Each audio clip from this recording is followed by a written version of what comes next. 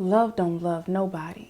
Love feels like somebody snatching out your heart and then doing karate on it. I'm going to tell you about the time I was bit, about the love bug. He was a drug I could not quit. I loved this man, so no shade to this man, but I really can't believe I stayed with this man. Man, listen, the type of love that had me wishing that I had never met him. His love was long division, but I stuck with him. I was so driven to work things out despite the friction. He was my addiction, a bad decision. He wasn't reciprocating the love I had given, and I felt like I had put myself in that position. Delusions of grandeur had clouded up my vision. He had me going long distance in a manual transmission when I should have put that money on my damn tuition to bring my dreams into fruition, but I was too focused on his, and I had given so much love that I forgot the definition. I just wanted a love like I had seen on television. You know, that Huxtable, lovable, can't get enough of you, wonderful husband whose love is untouchable, but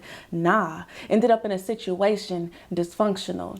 Could have had it all, but I couldn't put my trust in you. Under his shining armor, he was just another bugaboo. But I was lucky to have homies who knew what I was going through, my favorites. They helped me make it out the matrix of having a library of sad songs on my playlist. We shared the same hatred for the guys we had dated, and similarities in our struggles had me thinking like, ain't this some mess? How did we all end up in the same place? Stressed. And then one friend stood up and said, listen, I ain't never pressed. I'm a bad chick. I'm too blessed to be stressed. I mean, yeah, he was my everything, but nevertheless, I'm going to put on my freakum dress and follow my GPS to the set. She said as she rolled her neck, I'm buying everybody shots. Money ain't a thing. But deep down, I knew that she was feeling the pain, because it's obvious to anyone with the left and right brain that love don't love nobody.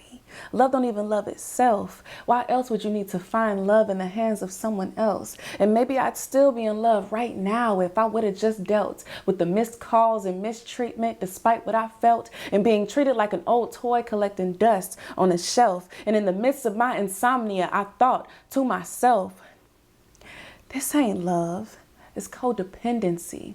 I wanted intimacy. He couldn't see into me. I thought he loved me. I was simping. He only loved the amenities, benefited from my brokenness and my overgiving tendencies, wasn't capable of loving with the same intensity, tried to get it out my brain, but it remains so vividly. And I really can't blame him. He played the game with no penalties. And I really can't complain. The pain molded my identity. And I really have no shame. I made a lot of games mentally. Now I really know my lane. I won't mistake games with chemistry.